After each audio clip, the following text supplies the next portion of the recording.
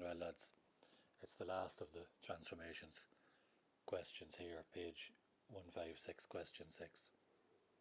I'll put up a JPEG down below this video of the answer, just that you can compare your own work to mine before you submit it.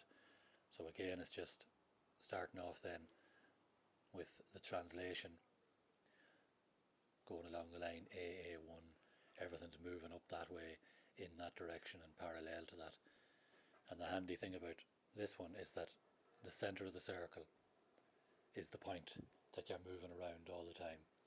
So you just have to take A up to A1, which is already done for you, draw the circle again, and then take one or two of the points up there. You can see how to find them, it's fairly straightforward.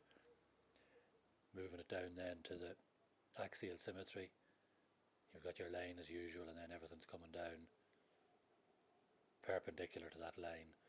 Point of the compass then, where you cross the line, pencil out to the point and then swing it round and find the point in the normal way.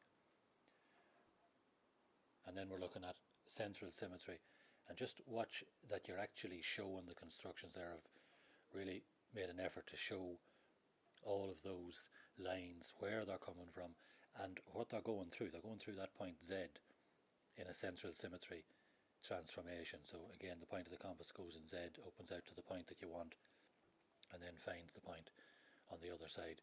Just take care that you're showing that in each of these.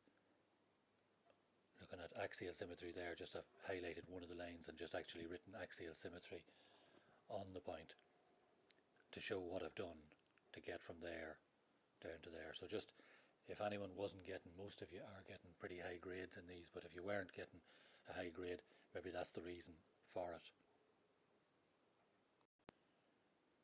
And just a final point to highlight on this one, it shows point Z in the question on the page, but it actually doesn't tell you how to get it. Now most of you could probably work out, you just bisect A2, A3 to get it, but it doesn't say that in the book, and it doesn't mention it anywhere. So to get that point Z, it's just the distance from that A to the final A, from A2 to A3, and just bisect that. And if you can see it there, I don't know if it's coming up on this, but my construction there, you can see the very lightly done there, that bisecting of the line, and just show that construction again.